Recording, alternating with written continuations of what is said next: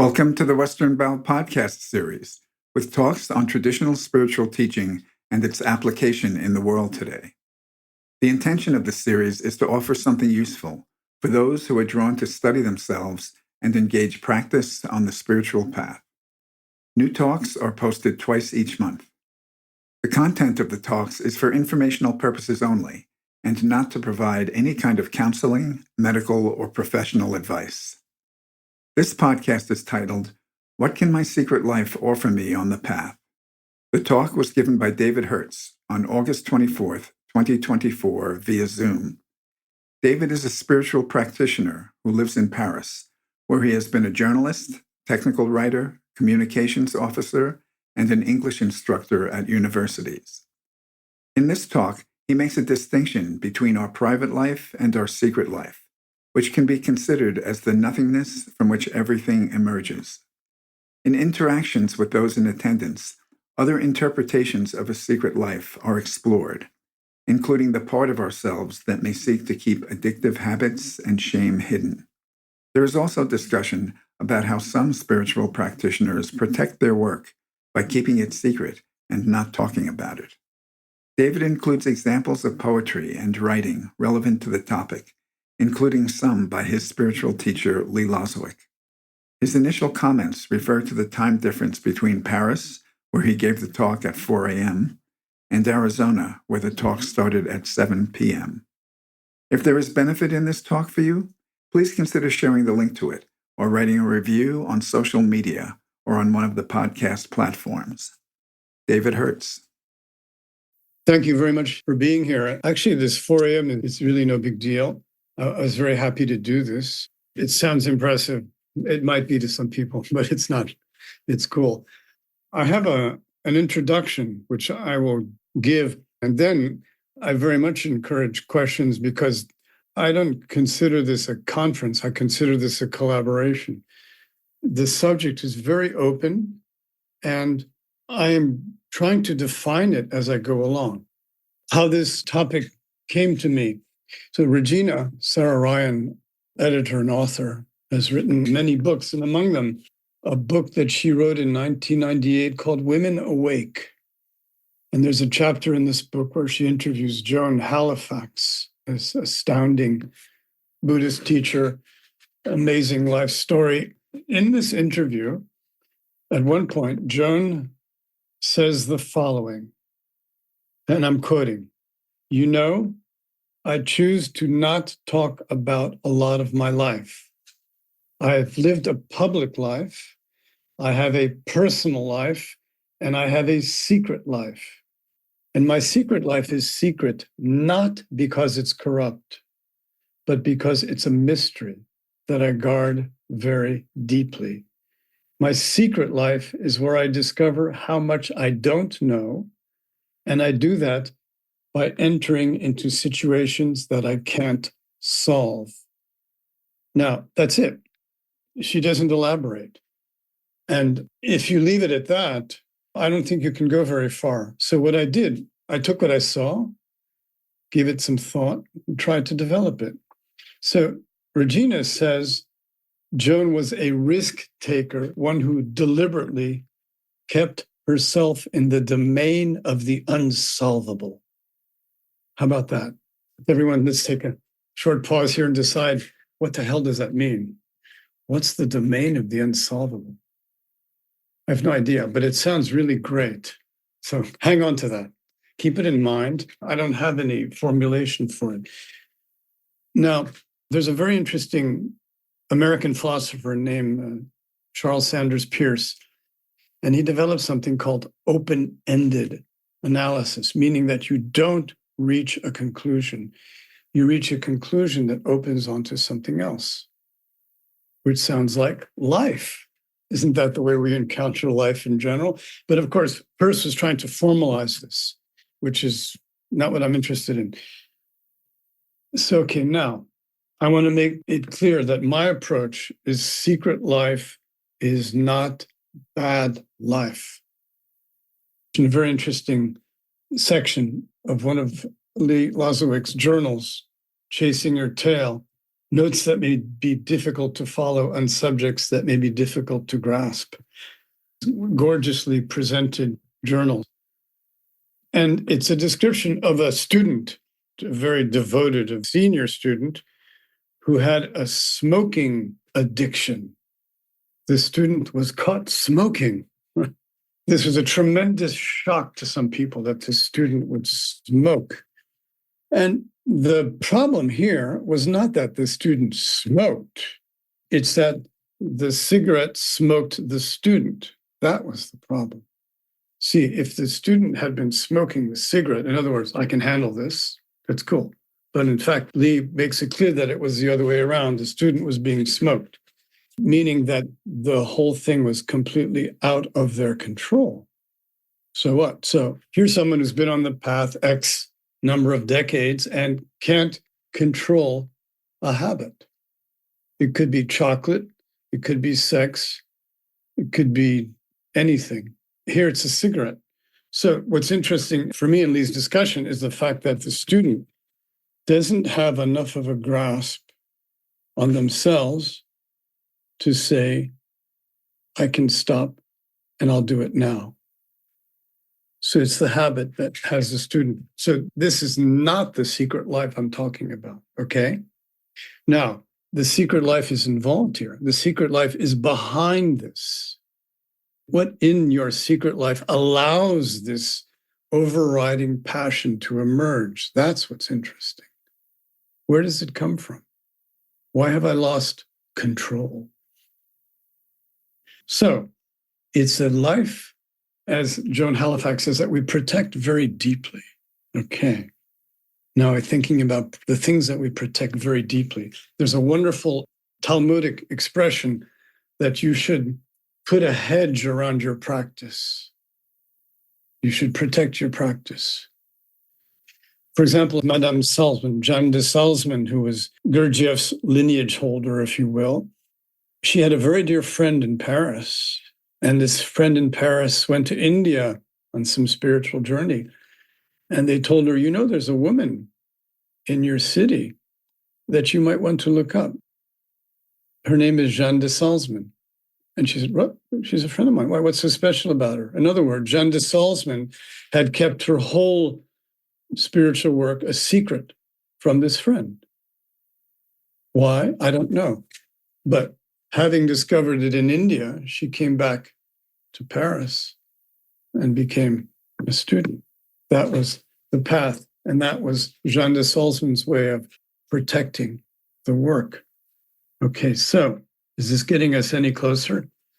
Not necessarily. Is this secret life that I'm hedging towards, does it reveal itself more clearly in silence and meditation, sudden understanding? Is it a product of contemplation, accident? I'm throwing these questions out at you deliberately because I don't pretend to have an answer, but I'm very happy to have this audience because I'm a tremendous believer in the intelligence of the group considering these questions. So your private life, more or less burdensome, you can choose to share it with people you think will be sympathetic. And then when you consider yourself, you know what makes you vibrate, what gives you joy, what makes you wonder, what lifts you up when you're sliding down. And as we proceed, as we work, we're also more and more aware of this dark shadow, which we need to watch out for to varying degrees. Like, for example, I've never been subject to severe depression, but I sympathize with people who are. And I try to imagine what it's like. And for me, I can imagine allowing this shadow to somehow dominate my landscape. And so I don't. But then I realize afterwards that I have had rather depressive behavior without being immobilized by it. So in other words, I'm trying to name the states that occupy me, that arise, that disappear. And this dark shadow is a powerful one. Now, what is the space in us where we discover how much we don't know? How can you formalize that? For example, One of the examples that I can give you, a concrete example, is I've been practicing Aikido since 1983. I'm not especially accomplished at it, but I have a certain understanding of it.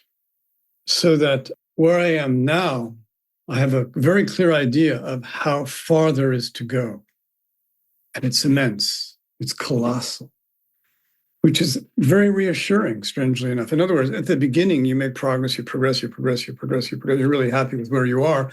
Then you reach a level of understanding where you start being challenged and you start thinking about it and you realize, okay, wow, there's that much more. And again, it's open-ended. Much more I can't measure, I can't weigh, I can't know. And so that's where I am in my Aikido practice. I do know that I have a long way to go, which is, as I repeat, very reassuring. Because if there were an end to this, it wouldn't be interesting. Do you know, for example, there's this wonderful saying that any project that you can accomplish in your lifetime probably isn't worth doing, which sounds discouraging, but I think there's a wonderful, encouraging truth to it. Keep working. So I don't know if I made it clear. This private life is something you can share with people. This happened to me, that happened to me, that terrible person, that wonderful person. What a great meal I had. I'm tired today. The cat's sick. This stuff you can share. So the private life is this flow between you and others. And the secret life, you can't do it with your secret life. The quote that I gave you from Joan Halifax, that's it. There's no elaboration. There's no other detail. It's not enough. There isn't enough information there. So here's my first formulation of what the secret life is. It's hard to share with others, except in a rather partial and intimate way. It's personal, it's mysterious, and it's unique to our individual being. And here's something. I think that it's only visible in direct proportion to how successful our work of self-observation is. Okay? I link our awareness of the secret life with our success in advancing in self-observation, which we got from Fourth Way Gurdjieff. Thank you, Mr. Gurdjieff. So the space of our secret life is where we sense the sculpture of ourselves. Doesn't that sound great? We sense the sculpture of ourselves. Its outlines revealed by our vulnerabilities and fears, where we let ourselves be hooked, what triggers our more or less secret joys and eventually despair. And notice how joy can be plural, but despair is always singular. And this is also a place where we can take note of what we have overcome and must continuously overcome, hopefully with greater and greater ease. This secret life, I compare it to dark matter. Not that I really know what dark matter is. I mean, they didn't call it dark matter for nothing. Nobody knows what it is. But it turns out that it's 85% of the universe. It's the nothing from which everything emerges. How about that? The nothing from which everything emerges, a very Buddhist concept in the Heart Sutra. Emptiness is form, form is emptiness. It's the nothingness from which everything emerges. Intellectually, this is satisfying, but physically, well, hold on to it and enjoy the sound. I think the people among us who have the most access, necessary access to their secret lives, are poets. I think poets have a natural linked intuition to their secret life. So I'm not saying that only poets are privy to this, that they have exclusive right to a secret life understanding. No, but I'm saying they need it. They need it to do their work. They need it to be in touch with what they feel called upon to do. For example, I've been writing a lot of poetry now for the last 3 years. I did not allow myself to write poetry. I've always written, but not to write poetry. And now I do. And it's extremely gratifying. And what an interesting coincidence that I'm in this work. I finally let go, allowed myself to write poetry. And I think poets have the secret life in their toolkit. As a matter of fact, it absorbs their toolkit. So let me give you some examples.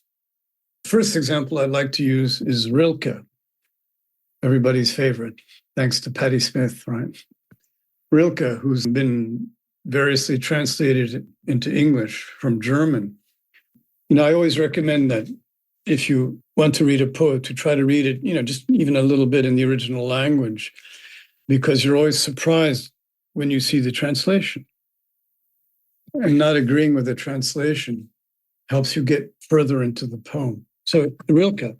Now, this is an introduction to a book called Poèmes à la nuit, Poems to the Night. And it's a book of 3 big poems that Rilke wrote. And what I'm interested in is not the poems, but the introduction written by a great French, actually she's Belgian, but she wrote in French, author named Marguerite Yourcenar. She was the first woman admitted to the Académie Française. How about that? It took them a long time. And she lived in Mount Desert Island, Maine. She lived off the coast of Maine most of her life. And she's an exquisite writer. And she says, describing Rilke, he knew that he was born to transmit, to listen, to translate at the risk of his life the secret messages that the antennae of his genius allowed him to capture. Locked into his body like a man listening in a sinking ship. He maintained until the end the contact with this mysterious transmitting radio situated in the middle of dreams. So I hope that's not helpful. But Rilke, it moves me to talk about him. There are people who are born poets. They live through poetry. That's all that they can do. And he is definitely one of them. If you read his letters, everybody knows his letter to a young poet, which I strongly recommend. He's very moving. He's very touching. He's very humane. He's very concerned. And Marguerite Yourcenar continues, his respect for men, respect for their invisible souls, or so rarely, so pathetically perceived, respect for their sad bodies that they themselves do not respect. So she gives him a humanism which is massive and all-englobing. So that's my example from Rilke. In other words, his life was his secret life, and you can see it in his poems. Okay, I'll leave it at that. Now, I want to cite one more poet. She's a dear friend. She's a completely great, wonderful poetess you may not know, but you will after tonight. Her name is Alice Notley. She's written dozens and dozens of books.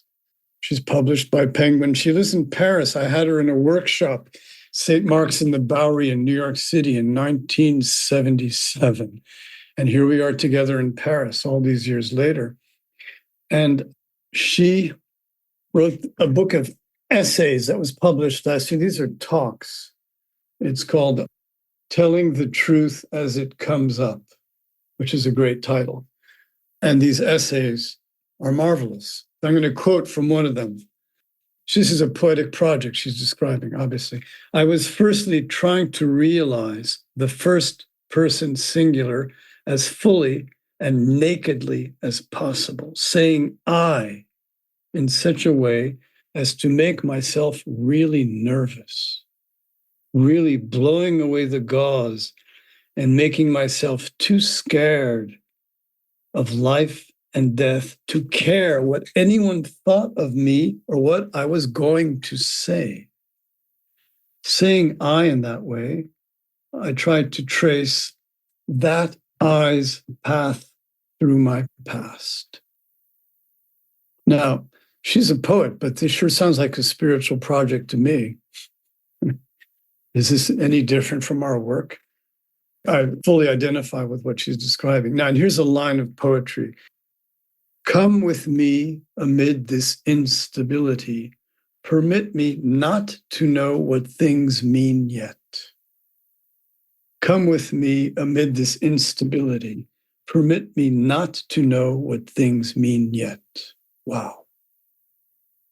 That's your secret life. I want to give us plenty of time to talk about this. Hopefully, I've opened the subject up. I'll read this.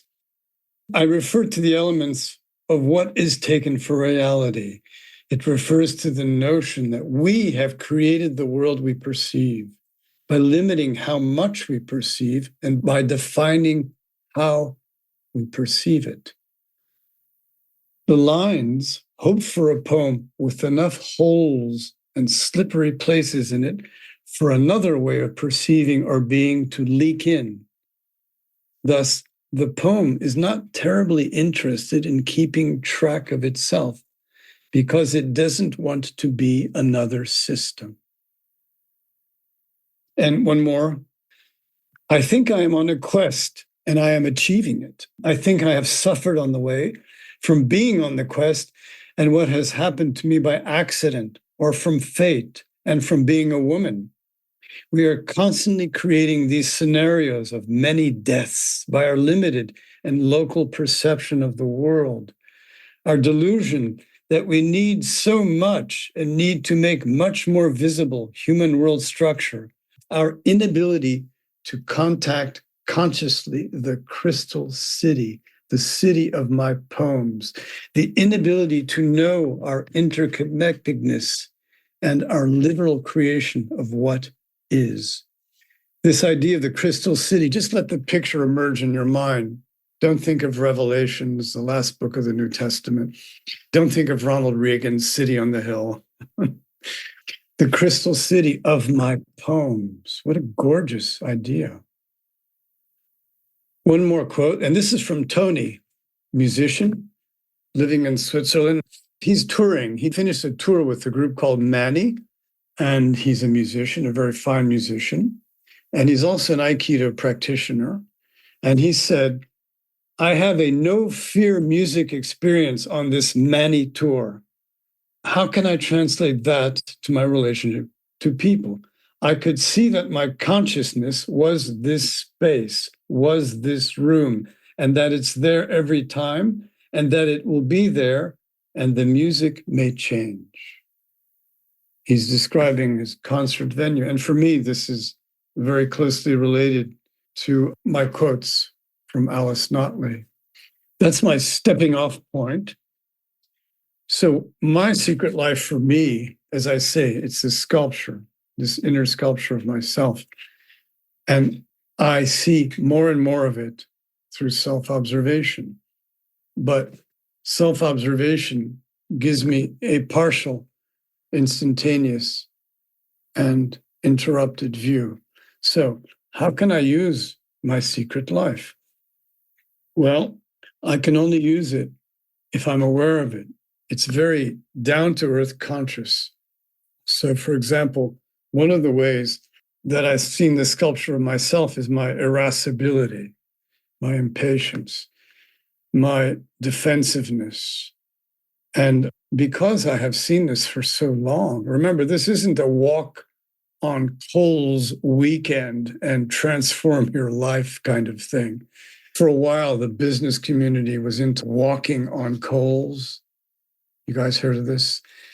And this is supposed to transform your life, assuming you didn't get any third-degree burns. But mostly it was successful. It worked. I mean, they've been doing this in Pacific Islands for thousands of years. So I see this person, this irascible me, and how am I warned? I can feel the energy rise. Ah, here we go. I'm going to feed the machine again. I'm going to react. And so I don't. And how do I know I don't? Generally, my face relaxes. You feel your facial muscles relax. It's a wonderful, wonderful symptom. And be careful. I'm not talking about a condescending smile. I'm talking about relaxation of the face. Just the other day, I was talking to two friends, one, this wonderful Nigerian-American poet, and another, an old Canadian friend. And they started talking about the things that are happening in the Middle East. And he started getting all worked up. And I answered once, and then I said, uh-oh, don't go there. Let's stop right now. I said, do you see where you're going? Which was a mistake because it has a slightly condescending edge. And he started getting angry. And then I backed off and just relaxed. I wouldn't have been able to do that not too long ago. And this is a gift of my secret life. It's the place that I want to be. My secret life has opened up this place inside me where I want to be, where I find refuge, where I find guidance. It can be summoned when you're in a situation. When I'm in a situation, it's summoned. So the floor is open to questions, comments, narratives, confessions, you name it. I find that when she speaks about the domain of the unsolvable, for me, the no of my life is a problem to solve. It engages my problem-solving mind. And so this unconscious no is constantly engaging the problem-solving mind, but yet the yes is a no problem approach. And so I can only imagine that the domain of the unsolvable could also mean a space of no problem. Yeah, I agree. Because I'm thinking, oh my God, I'm retired. My retirement's not enough. The money will run out. I'm going to have to be singing in the metro, and I can't sing. Yes. What's happening now? This is just unnecessary terror narrative, and the unsolvable will remain. It is just beginning to happen to me where I get comfortable on having a private and a secret life. It didn't come before. And the taste of it implies being very uncomfortable at moments. And when I find that space where I can just relax, but it's just beginning to arise. And that's what really caught my attention this night. Because often I hear you are as sick as your secrets. And you describe it very beautiful in allowing that space that I don't even know and just feel it. Yeah, the uncomfortable thing is great. And also discomfort, the irritation. It's one of the most precious gifts, irritation. Not constant irritation. I'm irritated with some of the most wonderful people, but I'm wondering, wow, why does this person irritate me so much? What's going on? I don't have an answer, but I'm working on it. And that the fact that I'm working on it, it's a great place to be. The term secret life, are we talking about the same thing, is something that occurs to me. Maybe we all have different ideas about what that actually means. I want to define it. And that doesn't really work in the way that you're presenting this. And I get that. 3 different ways of looking at a secret life occur to me. The way that I'm hearing what you're saying, David, is that we literally create our reality, or what we think to be reality. But behind that, there's a secret life, which is real reality.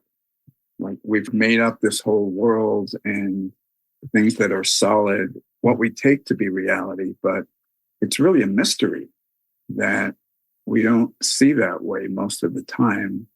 There's this secret life behind all of it. That's the way that I'm hearing a lot of what you're saying.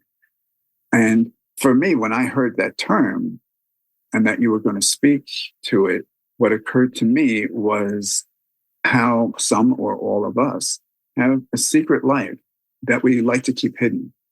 Maybe it has to do with addictions in many of the ways that you mentioned, maybe based on some early childhood needs that weren't met and that we act out in some ways and hide from, or we try to hide parts of ourselves from others. And you were mentioning at the outset about somebody who was smoking, who was a spiritual practitioner, and I think was hiding that. So I see secret life in those terms also. What parts of ourselves do we struggle with? And how can that help us on the spiritual path to work with that without self-judgment understanding that there's no solution. It's just relating to that. So that's a second way that occurs to me. And then a third way that you referenced was the way that Jean de Salzman seems to hold the secret life. You were telling a story about her relationship with a friend of hers who didn't even know that she was in the work, that she was practicing the work as Gurdjieff taught it. And that was obviously the most essential aspect of her life, but nobody knew about it. It's totally secret. Why would one do that? Why would one keep something that's so important to oneself and not share that with others?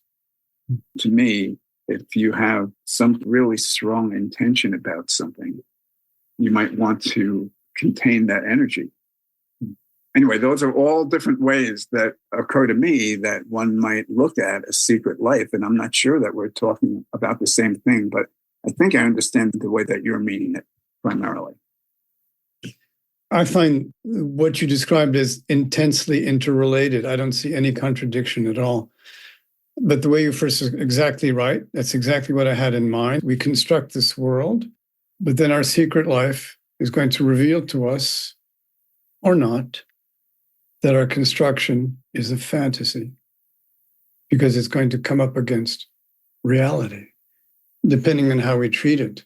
So we'll modify our construction in accordance with what life teaches us. Now, these bad secret habits, which aren't secret, right? We know about everyone's addictions. It's so strange. It's not a secret life. As a matter of fact, people's addictions become blindingly obvious to anyone outside the circle. You go into a house, something's wrong here. Does he always treat you that way? You know what I mean? In other words, you come into a house and you realize there's an abusive relationship, which somehow that the victims have assimilated into normalcy, and you as an outsider see it immediately. That's their so-called secret life. It's not secret at all. It's a screamingly obvious thing that everybody sees, that you hope to hell that they will get help for.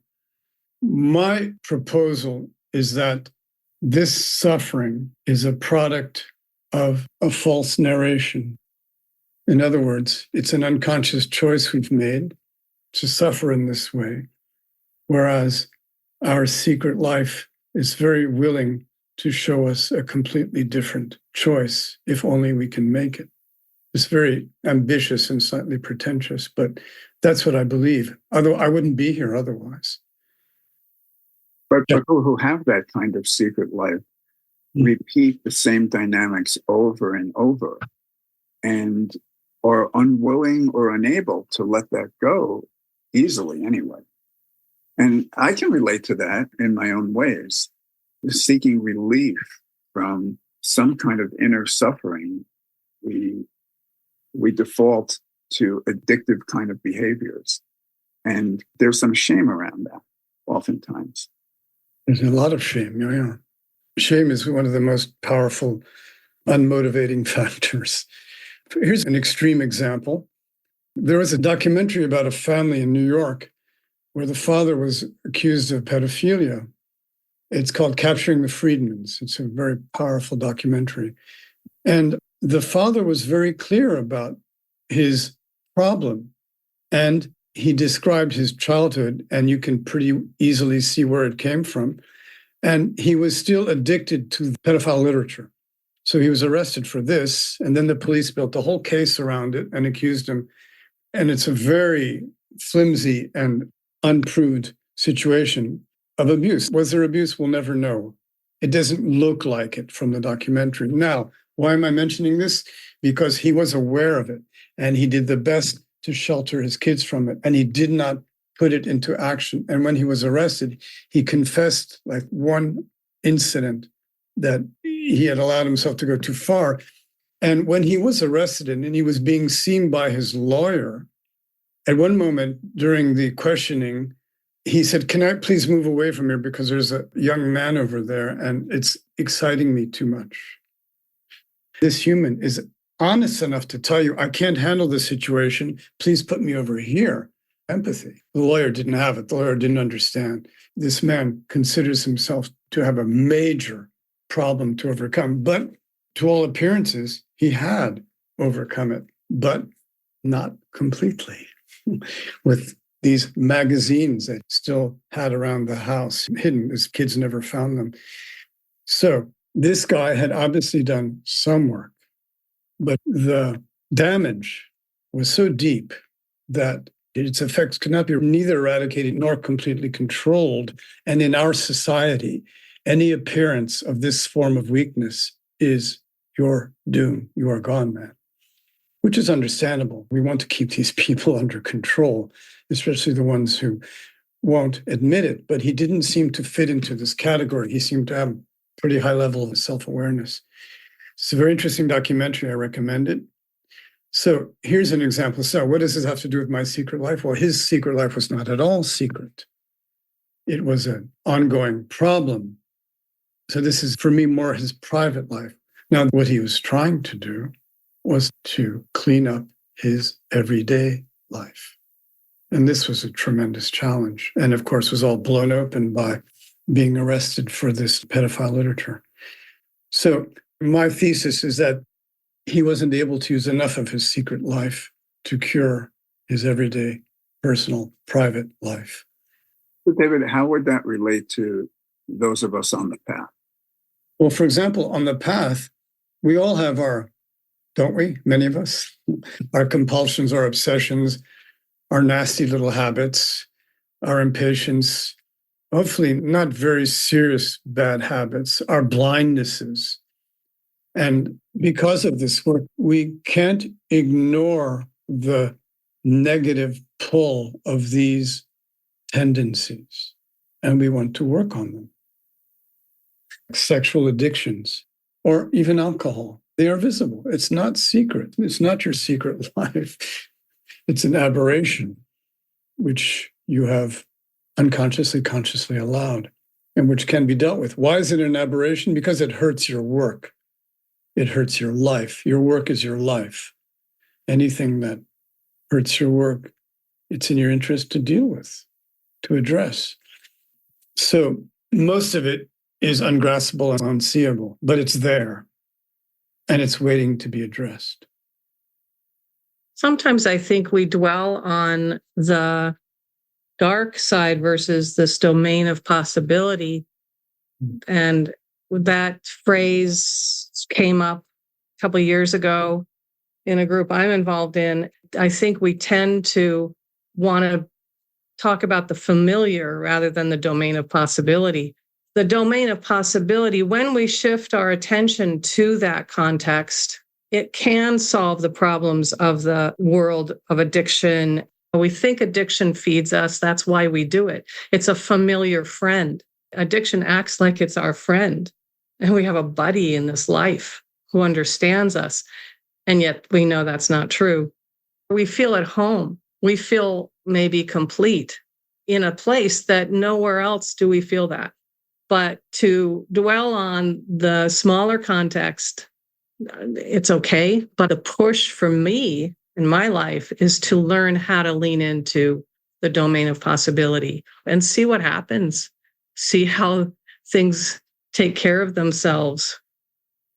Well, I was also interested to circle back to what you started with Joe Halifax. What she was referring to as secret life was a life of mystery. What I come to is like, that's a source of help for me. And as I engage that more sincerely and more fully, I'm actually receiving more help in a way that I would never have imagined, or I couldn't think my way to that. So I'm in process right now where that's going on, but I keep it a secret because I do not wish to speak to it. I don't want to interrupt that. I am appealing for help. I am receiving help because I am sincere and I'm willing to act on the information and the guidance that I'm receiving. And when I do that, that help becomes more available to me. But I don't want to talk about that. It somehow negates the whole process. I think the only way you can address it really is through prayer anyway. The distinction between secret life and private life is critical because it seems to me anyway that the line between the private and the secret has been more blurry For me, it's very distinct. And no one knows my secret life. And it would be impossible for me to talk about it, although I can express it perhaps in music. If I were a poet, I could maybe use that medium. But I think that prose is probably not the best medium to express it. As I've aged, the secret life has become very much more known to me and a matter of great rejoice, great love. It's blossoming. Whatever it is, it's blossoming. It is blossoming. At some point in life, it just becomes something that it has no words. And there is an ingredient that it's intimate.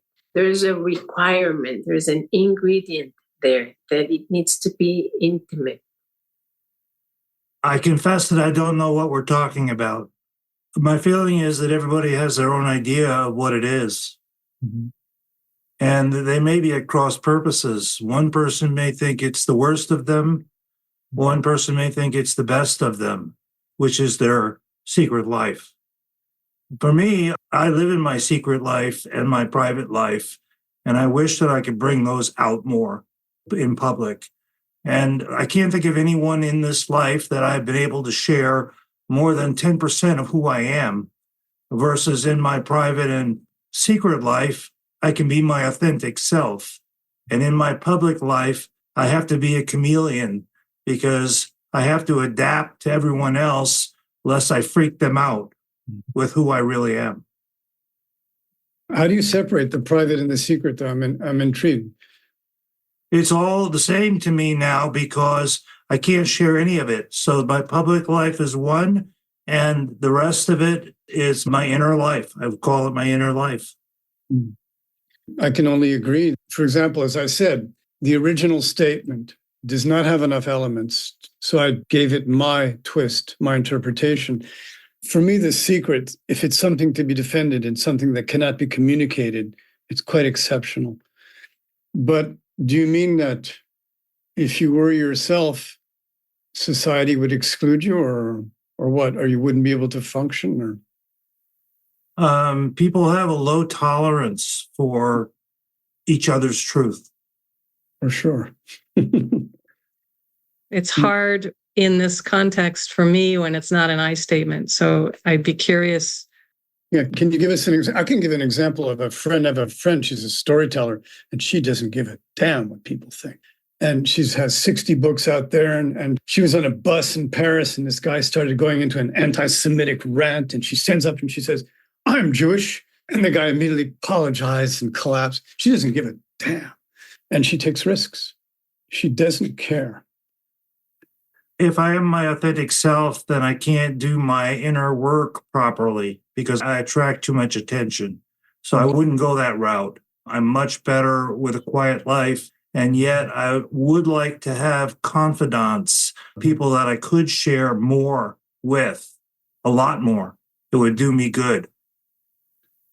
Well, for me, I just have to feel into who I trust and who I resonate with in sharing some of my inner world, more of my inner world. And I also recognize something. David, is it okay if I read something? Please. This is from a book called Awake Mind. It's by Cynthia Neen, who's a student of Chogyam Trungpa Rinpoche. And she says, you would like to share your genuineness.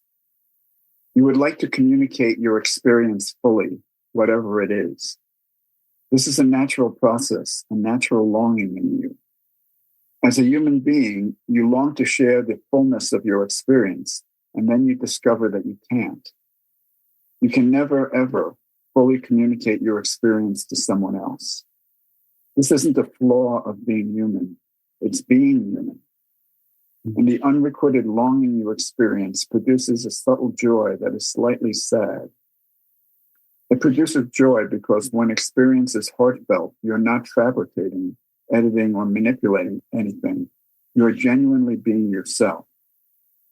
Yet when you try to share your experience fully, you find you can't. is a little bit sad to me. But also, I do find it joyful when I can be genuine, when I am genuine with someone. To fully share an experience. Can you define that? Well, I don't think that I could possibly communicate my inner reality, my inner world, in a way that someone else is going to understand. Wow. I don't know that that's possible for anyone to really know who we are individually. Yeah, I'm reminded of the prayer of St. Francis. I'm going to bungle it, but something like the aim, whatever, is not to be understood, but to understand. It's not to be loved, but to love.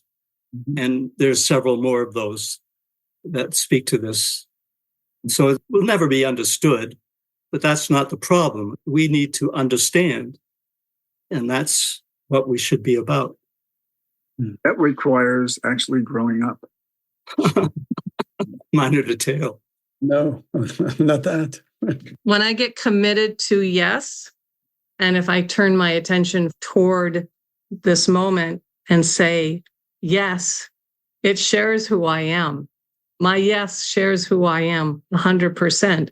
It's just my willingness to commit 100% to my yes. I have that poem of Francis of Assisi. Lord, make me an instrument of your peace. Where there is hatred, let me sow love. Where there is injury, pardon. Where there is doubt, faith. Where there is despair, hope. Where there is darkness, light. Where there is sadness, joy. O divine Master, grant that I may not so much seek to be consoled as to console, to be understood as to understand, to be loved as to love. For it is in giving that we receive. It is in pardoning that we are pardoned. It is in dying that we are born to eternal life. Francis of Assisi. I find it important to share some of my secret life in relationships with discrimination, not confessing and not being overly personal sometimes. But I just find that there's a possibility of deeper communion or connection with people as I become less defensive. But also I need to sense when and how and why, and that's just part of life, seems like to me. There's sort of a principle in art that the more personal something is, the more universal it is in terms of what the audience will get from it. And of course, there's a fine line, or maybe it's not such a fine line. There's a definite distinction between going into what's personal in order to express something universal and going into what's personal to indulge some kind of exhibitionism or having a pity party or something like that. But I think you have to have some skin in the game when you're communicating with people. By sharing, are you sharing your private life or your secret life? Because generally, it's much easier to share your private life. Following my distinction here. Yeah, well, it depends. I think intimacy is an important and essential aspect of life, at least for me. In the marriage that I had before my wife died, there was a lot of that, but not everything, if I'm honest. And there are different people who I feel more comfortable sharing different things with. And that's part of the beauty of life. And there are some things that I share minimally, if at all, but sometimes. I think to be open is important on the path. We can do a lot of work. And I think opening to oneness with all that is entails being vulnerable. And that's not something, at least for men, that comes so naturally, it seems to me. But it's been very helpful to learn some of that little by little over the course of years on the path. I'm going to read this very briefly. It's called 50 Shades of Yes. I have nothing to hide. I prefer not hiding, for perhaps hiding is what I've done all my life. To see one's sleep is not the same as being able to wake up. It helps to see one's sleep when one prefers being awake, but the draw to withdraw is strong. The wish to live less engaged is the proverbial cocoon. To do it on one's own is nearly impossible. Doable, but to have someone who somehow shows you out of the corner where your work is laid out and there is kindness, take the chance. I want the world of yes. I am excited and scared for my life. Is it safe to be that open and happy? So better to not start, or even better to not speak of it at all. That is the moral of the old story. Yet what if this is all we are about? What if this is all I am about? Saying yes during life, and ultimately saying yes in our dreams. This can sound crazy, but what if not doing this is what is crazy? Okay. In martial arts, which I prefer to call Budo, because in the word Budo, there's actually no violence involved, whereas martial is violent. When you are working with one partner, you treat him or her as a multitude. When you are working with many, you treat them as one. And this seems to be related to what I'm saying about the more intimate and personal you are, the more universal you are. And why is the spiritual master's presence so powerful, so immense? And for me, it's because secret life is on his sleeve, wearing it on his sleeve. And vulnerability is absolute, radiated, non-verbally. And that's a state that I think is worth working for.